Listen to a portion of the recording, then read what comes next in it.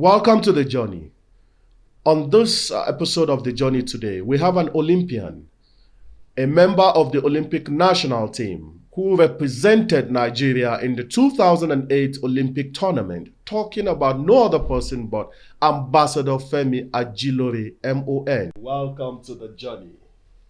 Thank you for having me. So it's nice to be with you. When we're talking about the journey, I'm just here to ask you about some few questions why you drive us through your journey to the great height. It has not been easy, we know from the beginning, from the word A to Z. But of course, we want the entire continent of Africa to hear how you start from the word go till when you get to the level you are today. Ambassador Femi Ajilore, take us back to the very beginning. Life before you take football serious. How did it go? Thank you once again for having me. Um, every kid on the streets of Lagos then, who always dreamed to become a football player. We started by playing on the streets, which was a norm for every one of us growing up as at then. So it was like that for me. And of course, when it all started, it was just I can't even say passion then because we don't even know what passion means. So it's just something we love doing, something we like doing. Go out there, play football, and when we play, we score goals. People come out, praise you, and you're excited. So that excites me a lot growing up. So that was just the beginning for me. I never knew it will be something Get to great, this point. in the future. So, Yeah. like I said, it was like a dream of every young player who loved playing football at a tender age. So that was the beginning for me. Wow, you all heard that. On the street of Lagos, he never believed he will get to this level. Just a normal kids coming on the street, playing to a side, kicking the ball left and right, no direction, no referee, no rules, nothing, just playing for fun. But of course, it's a dream of every Nigerian, every sport person, every footballer to get to the highest level of playing for Nigeria. So I think you all heard what he said. Just a normal football, and today here he is. He's an Olympian. 2008. It's not easy to represent the country onto getting to that level. It's not an easy task. Okay. And sorry, the most exciting thing then growing up was, there was this particular game we call it OGO, where when you score, you get to be in the goalpost and another person scores, changes you. So it was really exciting, for us as a kid. And even before we start playing real football, we started with orange. When people take orange, we just start kicking it. Okay, I could remember then also you pack some couples of leather. You gum it in a bag, tie it, and in all those days. It was really fun to play, for us then. And growing up was like that for every one of us. And of course, we never knew football can be that big. Like I said earlier, it was just something we loved doing. And there is this general saying that whatever that you like doing, there is no just do it best. So it was like that for me. You had that was just the beginning of the journey. The journey then was without a passion, just for fun. He was just playing football for fun. He never knew it will be his reason that he will be known all over the world. That is the beginning of Ambassador Femi Ajilore. Okay, moving on. At what time did this football become more than just a hobby for you? What year? Can you remember? I can't really say, but I can still say it's still from my tender age. But as at that time, I remember watching Nigerian playing on TV. Okay. When the national teams play, you see our parents, a whole lot of people coming together to cheer the team up. And whenever the national team scores a goal, you can hear a lot of noise from the Everybody, neighborhood, everybody So jubilating. then I started feeling like, what are people shouting about, Yeah. and you can see the togetherness in people whenever they are watching, and Mm. that also attracts me. When I see them coming together to watch football, then I don't know, I just get attached to them, and I sit with them, watch. Whenever they do something good, I keep screaming as well. So Mm. at that time, I started thinking, this not what we're used to doing, Mm. though in the local terrain On the compared street. to, so then I start having that belief that probably someday I might be playing like this and people will be You watching, and started falling in love with it. so I begin to have that interest in the game. Hmm. So, and that was how the drive to play begins as well. Okay, he started falling in love after seeing a lot, after seeing the way we cheer our national team up. Our parents, they cheer the national team up. Then the unity the football brings together anytime the Nigerian national team are playing. You see everybody come together, being from any part of the country. The old, the young, our mamas of those days, all of them, Nigeria. Anytime the ball goes into the net, we jump up, we scream, we shout. And he also started falling in love with the game and said, "This is what we play for fun on the street. I think I can also make this a career." I think the passion started going up from then, right? Yeah, yeah. Then in addition to that, that also reminds me of those days. After watching the national team or any important games on the TV, Yeah. when we play street football, like local tournament competition, street by street competition. I remember when we win, we play well, especially when I score goals, people come around, to carry me up. Some people come around, And give you giving some us gifts, money, gift and all that. yeah, So, that and that motivation. begins also to change, the impression I have before about the game. That with what you like doing, so you can be rewarded for it. And these are also part of what comes to my mind, and it Okay. begins to change the perception I have before. That Okay. if I can be good, probably I might be somewhere someday. Mm-hmm. And I never knew I was going to go to Europe, because I don't even think about Europe, because we don't watch European football As of as then, at then. So yes. what the passion then was, this is what we like to do. People appreciate what we do. People reward us. And I begin to have that change of mind that who knows, maybe if I'm good at this can also help me, something. Living, all Yeah. right. Okay? We all understood how it was then, from hobby to having to love the game, then to start developing passion, then the mentality start changing. Like, okay, if I can't be rewarded on the street for just scoring a goal, that means if I put in my concentration, if I actually make this a career, I can also be rewarded big time. I think that's when your mentality start changing and you feel like, no, I need to concentrate on this. I think this will be good for me, right? Yeah, and also in addition, going forward, after that, I think these were in my primary education levels, Period. yeah, Yeah. period. So at some point, also, when we start playing after the local tournaments, some people that comes around to watch begin to mention academy on how to develop The young lads. the our potential in the game. So luckily enough, I have so many people that have come around that are interested in the way we play, and they begin to talk about academy, to engage me in academy to develop further. Okay. And this is when the narrative changed for me Completely. completely.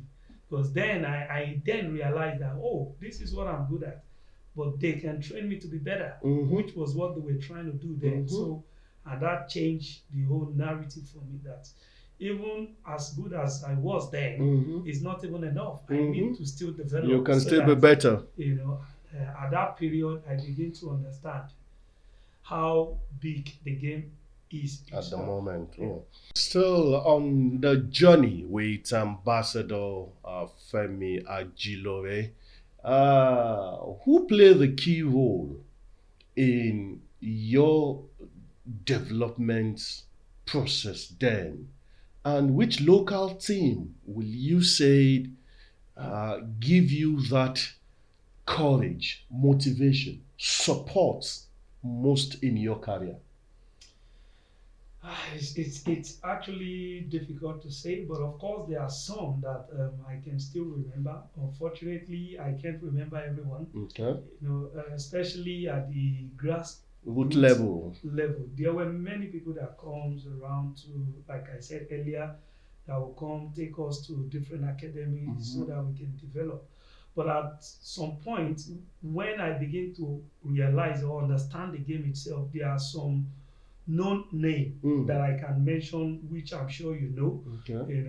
The ones that I can't actually mention their name, they were the ones that actually started. Okay. By helping us to understand we need to start playing in an academy, Okay. which we can truly develop our potential. So, but after that period, of course, there were so many other people coming around, and of course, this period I and my friends, we were already into the game, and people come around, see us play in a more advanced local tournament, and I still remember the national grassroots coach then or a coordinator? No, I mean the national grassroots team in Lagos. Okay, back then. I think under 13. All right. Then I was privileged to be the captain. I have the likes of Makiwa, Emega, even Martins. We started together back then. Oh, Femi Martins. Yeah. Okay. So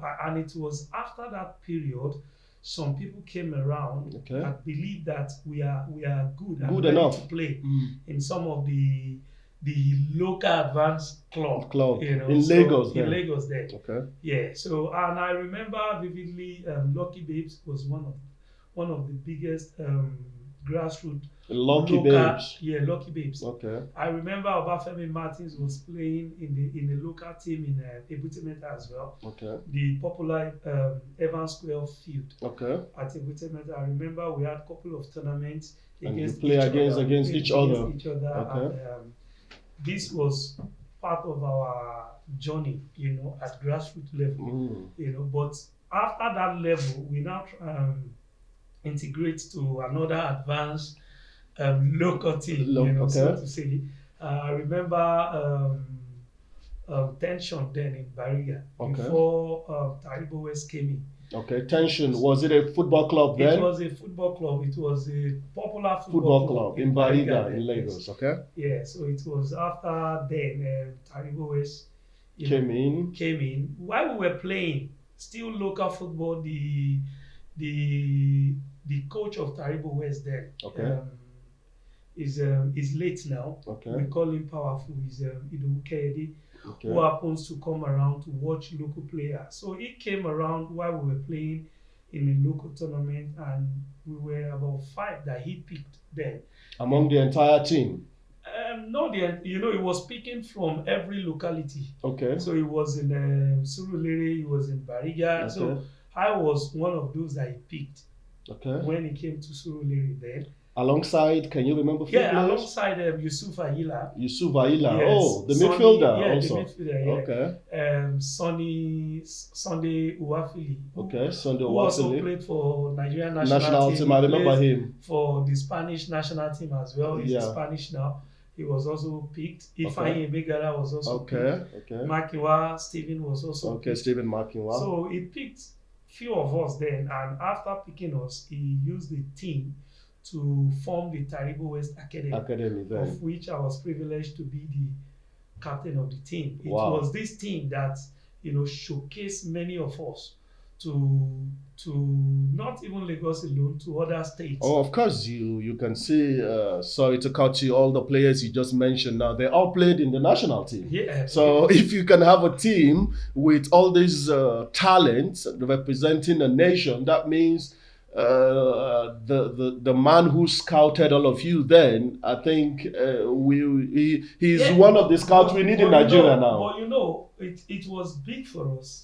Unfortunately, he wasn't the one that actually took us out to Europe. Okay. Yeah, but But he This discovered you he guys discovered us, Okay. and we learned a whole lot from him. And it was a huge role model for us because as at that period, he was already known. This was the period Taribo was playing for Auxerre.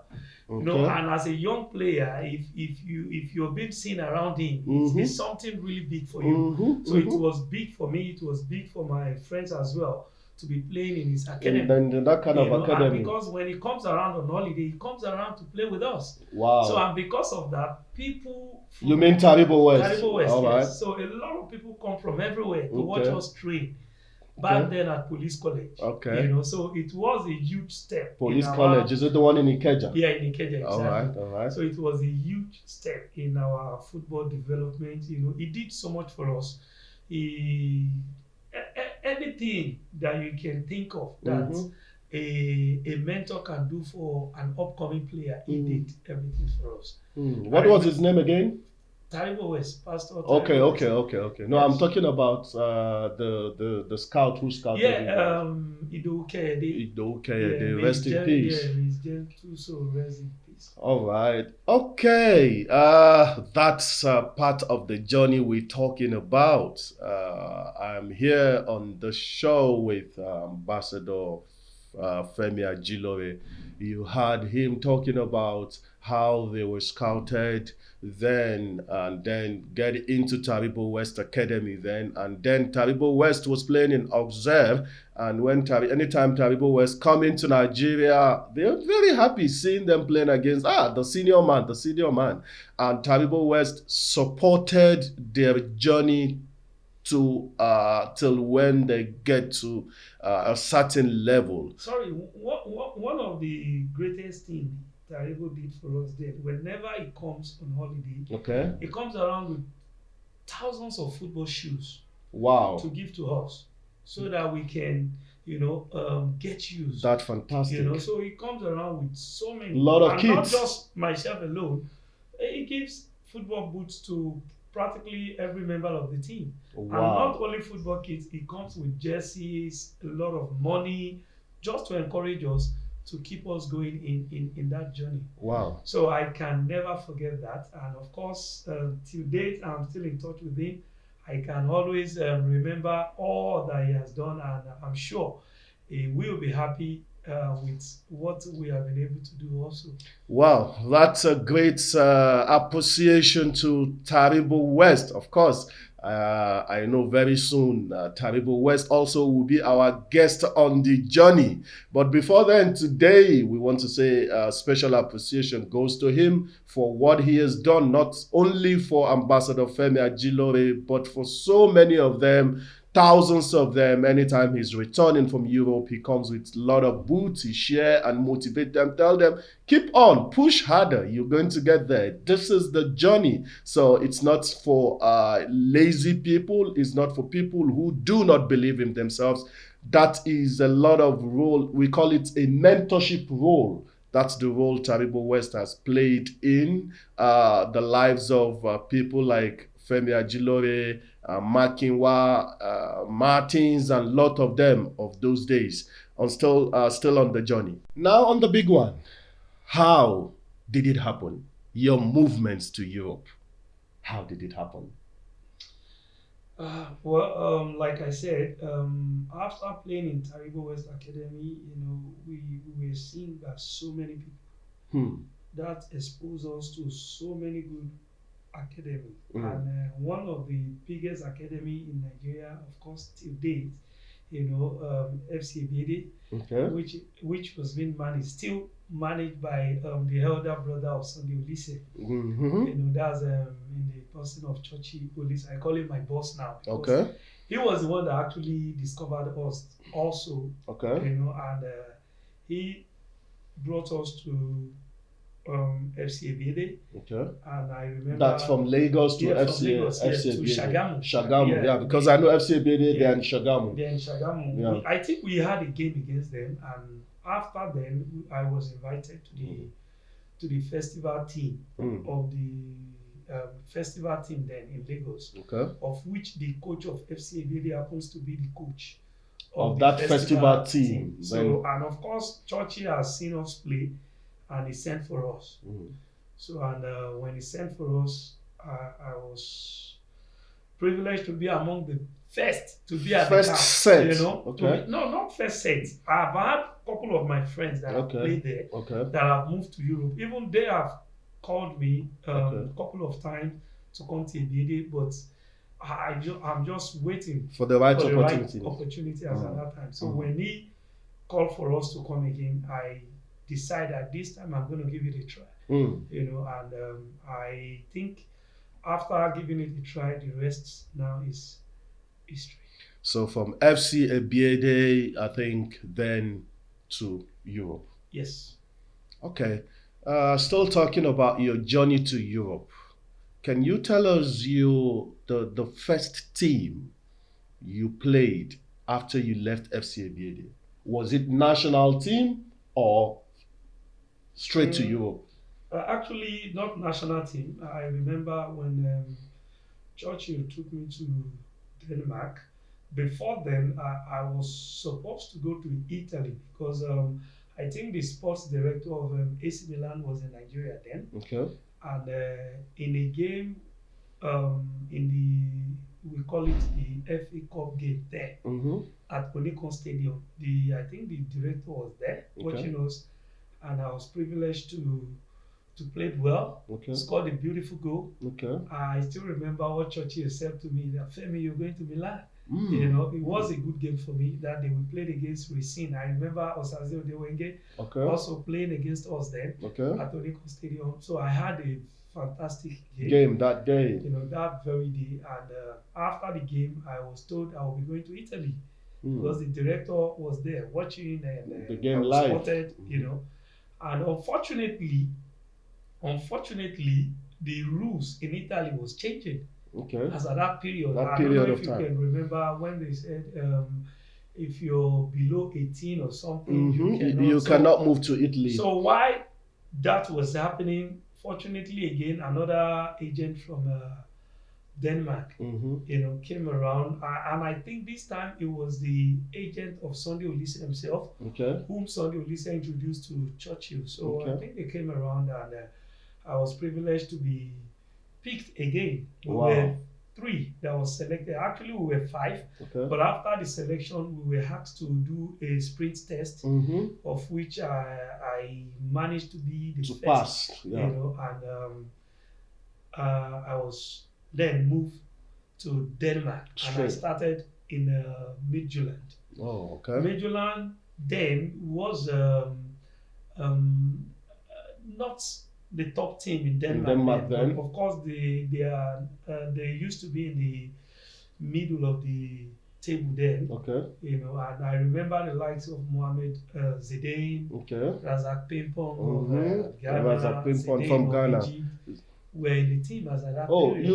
you play with Yeah, Zidane. we played together in Midtjylland. Ah. Yeah, they came before me. Wow. So I met them in the team, and it was really, really tough, even to get into the first team of Midtjylland Midtjylland. at then. And it was then the narrative of Midtjylland then begins to change because we have so many Good players in from the team. Africa. Yes. Wow, that was so fantastic to hear. I actually never knew that you play against Mohamed Zidane. We played together, not against. Oh, sorry, you played together with Mohamed Zidane. Mohamed Zidane was actually one of the confirmed legend who will also be coming live on this show with us. Now, I am happy to hear that, and I'm going to send a story to him and say, do you remember Femi Ajilore then? You played together in the same team. I know he's going to be happy to hear that. Oh, of course, we have already had his teammate on the show. Okay, now, next on my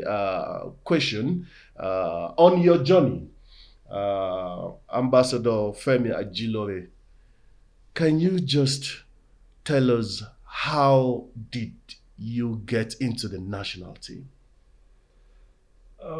Well, the journey also started far back while I was in Midtjylland. Okay. I was already an established player in In Midtjylland, then Denmark. Yeah, in Denmark. Although many people don't know me, so which is normal as a young upcoming player. So, but I was privileged that some people still extend invitation to me. You know, during the 2005 World Cup in Holland, you know, I think that was the first time somebody mentioned me, you know, at the national team while the under 20 was preparing for the World For Cup the World then. Cup. So I was called up then, but I was injured, so I You couldn't couldn't meet up. join the At the team. 2005 World Cup, Yes, you were exactly. invited, but Yes. due to injury, you couldn't meet up I with couldn't the join up invitation. with the team. Okay. So, but immediately after the World Cup, I was called again Okay. for the preparation of the Olympic. You know, and this time I was healthy, Okay. no injuries, and I Okay. was, of course, at my best at that period. So At I the joined Olympic. the team then during Okay. the preparation For the Olympic. Yes. Okay. And of course, it was a tough one because we had so many home-based players also in the team that were very good. The likes of Chibuzo Okonkwo, Chibuzo Okonkwo. you know, the likes of Ife Ambrose, Okay. many of them. Okay. And of course, we have the likes of Obuke also, who was Chinedu Obuke. I who remember was him. already playing in Europe. In then. So Europe we then. have few of us that were invited that were playing in Europe then, and Okay. I was privileged to be with them. And as God will have it, I managed to play all the qualifiers and of course the Olympic as well. You made the team out of all the invited players. You made the team because you know, of course, when the national teams are inviting players, they invite as many as they can. Then the best will be selected for the final squad that will be going for the tournament. So you play all the qualifiers. Then after that, you went for the Olympic 2008, and still yet in the Olympic, you did extremely well. I could recall then you are one of the key players. We are always shouting when the game is on from the midfield. We always want the passes to go to the strikers so that we can easily get the goals. Okay, still on the national team, I still want to ask you one or two few questions on your journey while you are in the national team. Wearing that national team jersey is absolutely everybody's dream. As a footballer, millions of footballers out there, their dream is just to put on that green, white, green jersey. How did that mean to you the very first time your call-up letter came while you are in Denmark? For me, it was a dream come true. That was the first thing I said to myself, you know, because like you rightly said, it's a dream of every young player, upcoming player, or even established player to play, you know, for the national team. I've had a lot of friends, you know, abroad who are also aspiring to play for their national team. So I am not an exception, you know. It's a dream for me. And when I got the first call up, I sincerely appreciate God for making a dream, you know, come true for me. So, like I said, it was a dream come true. It was really big. It was huge because, you know, Nigerians have thousands, millions of talents out there. Good players everywhere. Name it, you know. So for me, it was a dream come true. I was very happy. I was super excited, you know, when I got the call up, when I saw the invitation letter. I was very happy, and of course, I was now looking forward to get on the plane to be at the camp. So and today it's a story now, but I must say it's a dream come true for me. All right, can I beat you to one question? Who was the first person you told about your call up then? Can you remember the first person that you told after that invitation came and you were like, wow? Was it your family? Was it then, if you were having a fiancé then, who was the first person that you informed then that I've been called up to represent Nigeria? To be honest, Can you remember? I can't actually remember, but what I remember then, you know, when you are invited then, even before it gets to you, it's already on the news. So people must have So seen it. but what I remember was my family called me Mm-hmm. that they saw on the news that you have been invited to. Oh, they Yeah, called you first my before you my called my them. family. Before you get your invitation letter, there would have been a lot of speculations Mm-hmm. on the news. Mm-hmm. And I think maybe it's one of the speculations. My family said, they heard you'll be invited to the national team and blah blah blah. I said, well, I don't know. I know somebody has called me to inform To me inform about you this, to be but I have ready. not seen the official, Official invitation. so but after receiving the official invitation, of course, I called my family that truly, I'm invited. I've been invited. How was the feeling then? I, The family, how well, I don't know how they, I was on call with you them, was on but call, I can feel they were very extremely proud, happy. especially my mom, because he never wanted me to play football at the Wow. beginning. Oh. Just like I earlier mentioned, playing on the streets at the Mm-hmm. tender age. I Mm-hmm. remember my mom would always send me to lesson, Mm-hmm. after school. But instead of going to lesson, I'll leave the lesson and And go go to the play street football. and play football. So these are what I remember. So when this dream, came true, she was very proud, to eventually see that I have the opportunity of representing the country.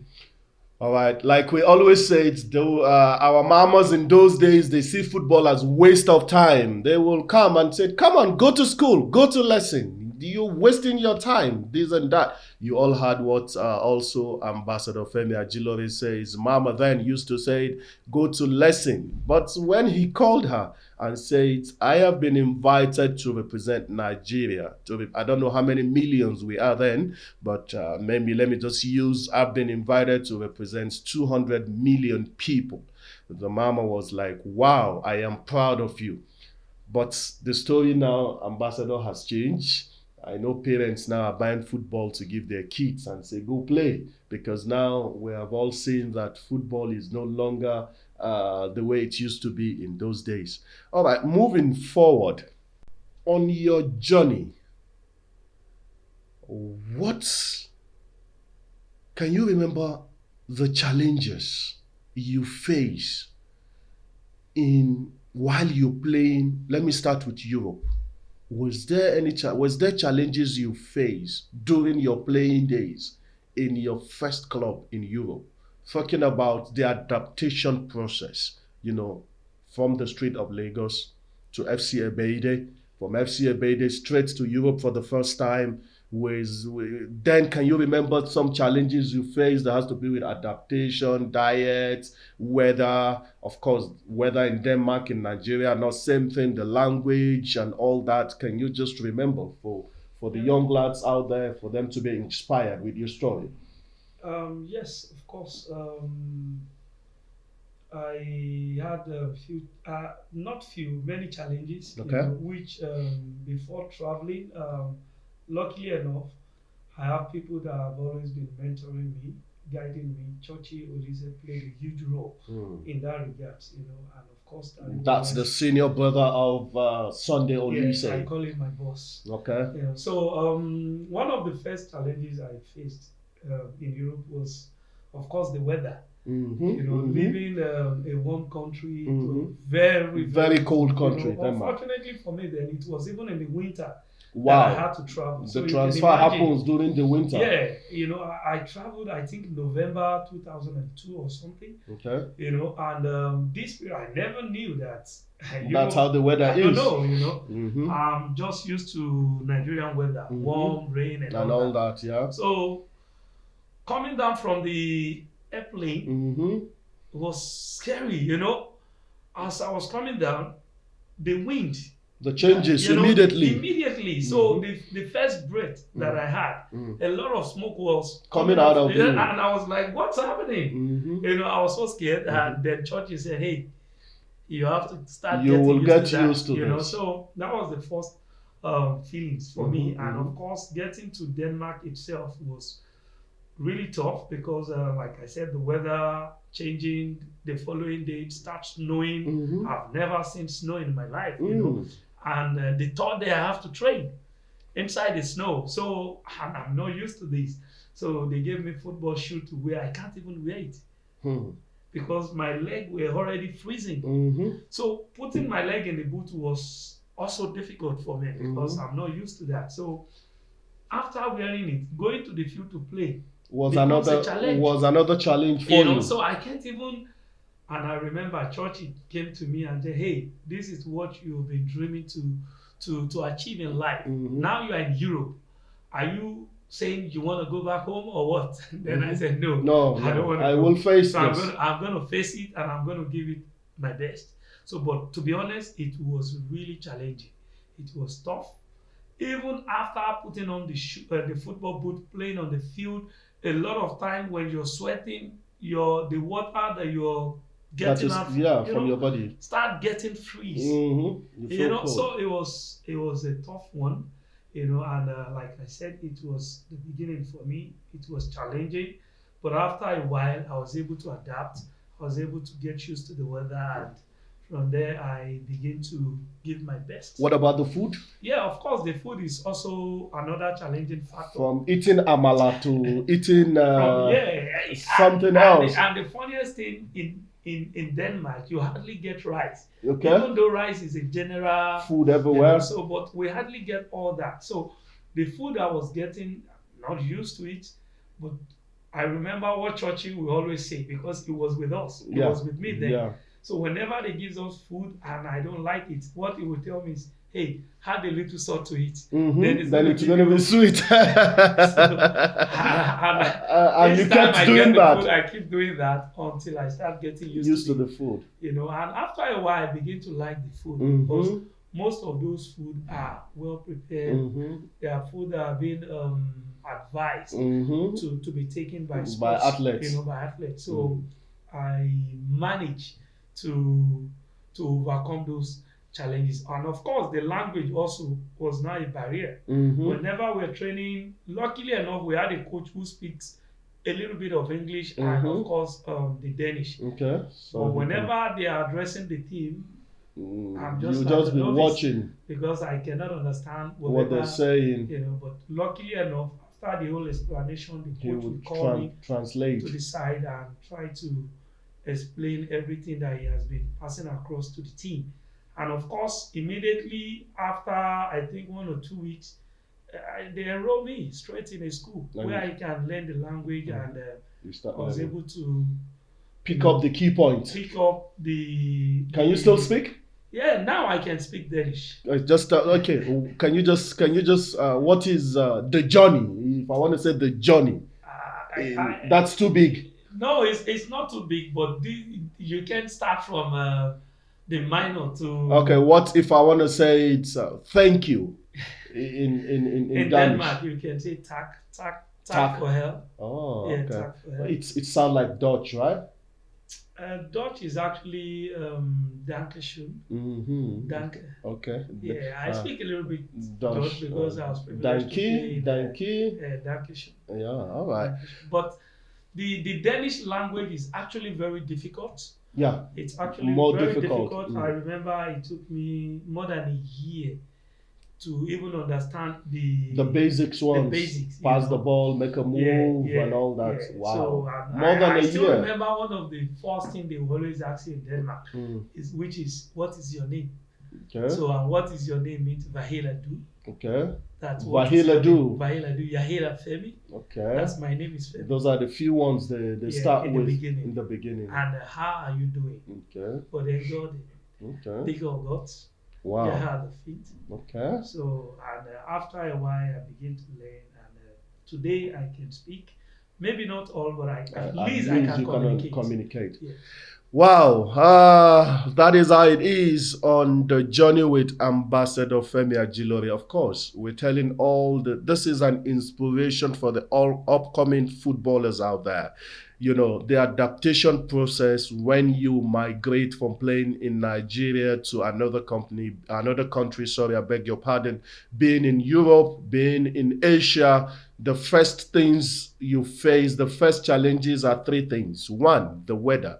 2, the food. Then 3, of course, the language. These are the three things. We call them the adaptation process.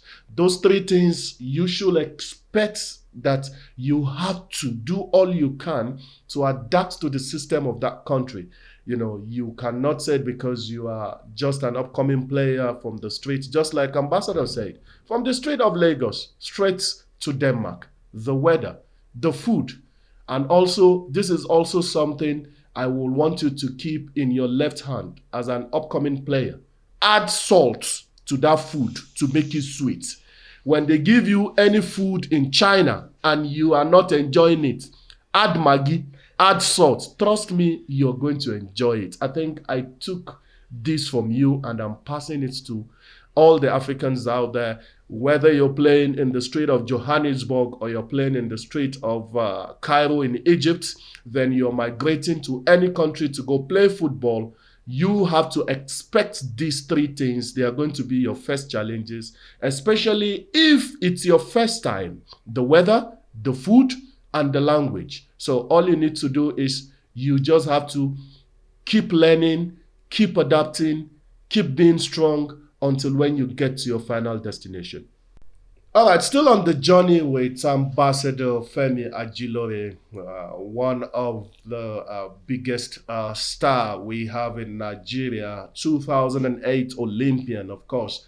And the question I'm going to ask him now is still, while he was still playing in Europe, while he was playing in Denmark, like he said earlier, from the Strait of Lagos to FC Ebede, from FC Ebede to the team in Denmark. How smooth and easy was it for you to move from your first team in Europe to the second team? And again, were you then managed by the same person who took you to Europe, or there was some kind of changes?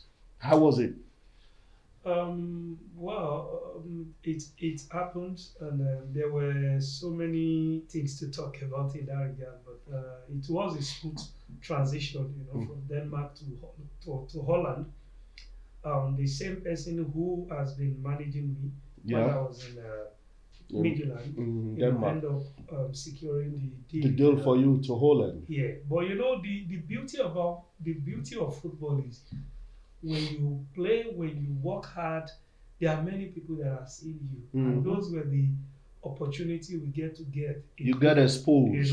We get those exposure because people watch football from everywhere, and most of the European leagues are being televised everywhere, and most of these clubs in Europe, especially when they need a new player, they go in search of other top leagues or other clubs that are doing well, the kind of player they want. They go in search, and for me, what I was told then was it wasn't even my agent that secured the deal. It's the club themselves, because they have been looking for a replacement. Then I remember the first agent that called me, he told me about the club.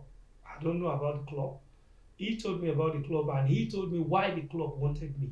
He said they have been in Denmark watching for the best leg in that position. And then I was privileged to be on top of my game. And in Denmark, as at that period, I would say I was the best central midfielder then. And in Denmark, when you play in every weekend, they have the list of the most improved player in every position, which they are still doing till date.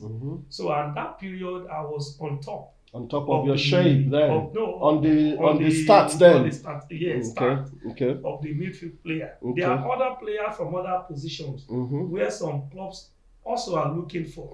So, and when they get to meet the sports analysts and some agents, it was those agents that made mention of my name, that I am you're the top central midfielder. So, and of course, they can't just look it that way. They still want to see you play. And this period, I don't even know what was happening. So it was the agent that revealed all this to me, that this is what has been happening, and they have been monitoring Midland play because they want to see me play and truly ascertain if I will be the right player for them. Wow. So Wow. you can imagine. So when they were now sure of what they were saying, that was when they contact my agent. Okay. And the moment they contact my agent came straight to me and he explained the whole thing. So I have to travel down to Netherlands to see the stadium because they invite me for um, how do I call it, a courtesy visit to see the stadium, for them so that I can see what they are up to. So and that was how the transition journey also started. So I was there. I saw the stadium was bigger than Midland, of course. Okay. The way at which they watch football is even bigger. Can you mention the name of the team for us? FC Groningen. Okay. So FC Groningen was among the top 5 in Holland. In then. Holland Yeah. then. So the stadium was far bigger than Midland. Of course, it's a dream for me to move to a better club that is better than the one you were. So and that was how the transition happens. Happened. Okay, that's the transition journey of Ambassador Femi Ajilore from Denmark to Holland, and everything moved smoothly after a whole lot of investigation by the team. And of course, in every player's transfer, there is always monetary one issue or the other. So I remember Midland was demanding for a whole lot of money, and at the end of the day, they were able to meet up with their demand. Okay. And for them, sorry, for them, I think as at that period in the history of Groningen, I was the highest transfer. And it was also huge for Midland. One of the first African player they are selling to especially a player coming from Nigeria. They're selling to Holland club. To Holland as a transfer fee with the highest transfer fee. Yeah. What year was that? 2008. Okay, 2008. Immediately after the Olympic. Yeah, but the transition has started before then. Before the Olympic. The Olympic, yeah. Yeah, I believe when they now saw you in Olympic, they were like, no, we're not going to let this player go. That's the player we're talking about, but look at him playing in the Olympic. So I believe that's now will now push them and say the record transfer team we have already concluded. The deal was signed then. The deal hasn't been concluded then. I think Midland would have demanded for more money. Because I was privileged to play against the Netherlands. At the Olympic, yes, I remember. And I remember I played against 2 or 3 players from my team. From your team. I don't know them. Look at him, yeah. So, but the manager then in Groningen sent me an email telling me I'm going to play against some of my teammates. Oh. 2 representing Belgium. Okay. And one other one representing Netherlands. Oh, okay. That's true. If the transfer weren't done before Olympic, I believe they would have asked for more and said, hey, this man is playing for his country. We need more money. All right, it's a normal thing when it comes to football transfers from here to there, from here to there. The moment you cap for national team, you become a high rate player and your transfer market shoot up. So it's a normal thing. We all can see it. Now we're going straight to live.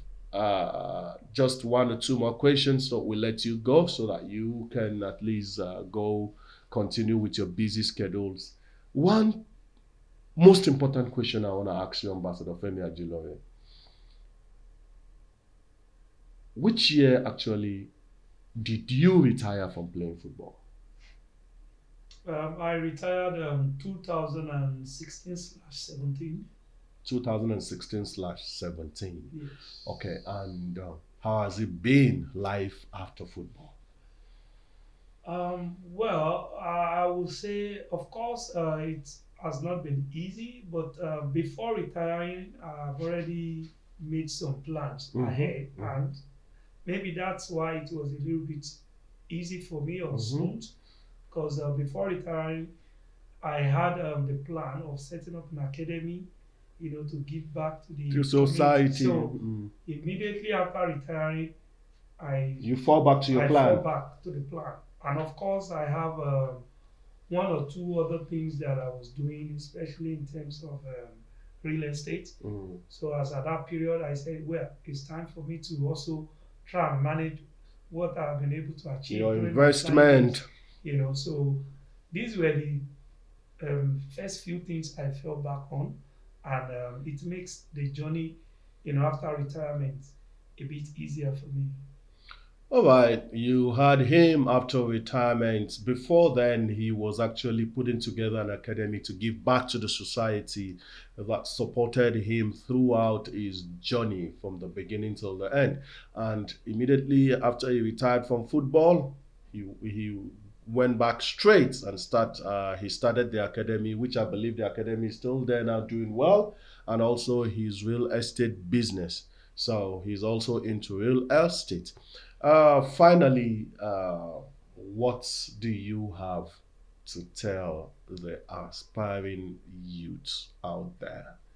Having listened to the journey, your journey from the beginning till the end, what do you have? What do you want to tell the African youth out there?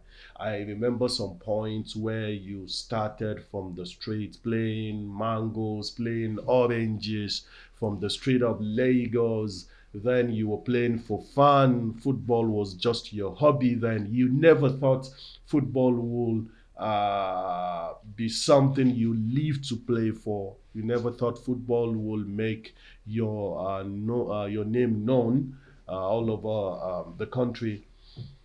What do you have for African youth out there? What do you want to tell them? The upcoming, uh, of course, will believe the challenges that you face on your own journey. So, what message do you want to give them? My message is very, very brief. For me, I always encourage the younger one coming up now, especially the upcoming players, that whatever that what's doing, Is what's what doing well? doing well. And of course, having said that, all what we have been saying looks very easy or simple, but I can tell you it's not that easy. Mm-hmm. It's when you're making it, everything looks like you've never suffered. Mm. So I know a lot of young players are going through a whole lot, but my courage for them is to keep trusting what they are doing, keep believing, and of course putting a whole lot to it, because a journey of 1,000 miles, they said it starts with a step. They have started. Some of them are already on the journey. Some are already feeling discouraged, maybe due to what they are expecting. They are yet to get it. But I have these 3 Ds that I always mention to the upcoming players, and those 3 Ds are dedication, determination, and discipline. With these 3 Ds, you can achieve whatsoever you want to achieve. This is my belief. I tried it. People encourage me. I always hold on to it. And I always mention it even to other people that are in other professions, Mm-hmm. as they say. So it's not going to be easy. Everybody knows that. Mm-hmm. But the ability to keep striving, Mm-hmm. to keep believing Mm-hmm. with those 3 Ds will take you to your desired destination. All right, that's the journey of Ambassador Femi Ajilore. Of course, you heard what he said. 3 Ds. I just learned something from him. Dedication, determination, and discipline will take you to wherever you want to be as long as you're an aspiring footballer. Don't give up. Keep believing, keep pushing, keep fighting, and keep praying to God every day and say, this is my dream, this is what I want to do, and this is where I'm aspiring to be. But remember this 3D. I'm going to say it again: dedication, determination, and discipline. With God, everything is possible. Thank you for coming on the show today. We appreciate you and we wish you all the best as you continue living your life, as you continue mentoring the young kids and the young lads that you are training in your academy. May Almighty God continue blessing you. Thank you, Ambassador. Thank you so very much for having me. It's really nice to be here. Thank you.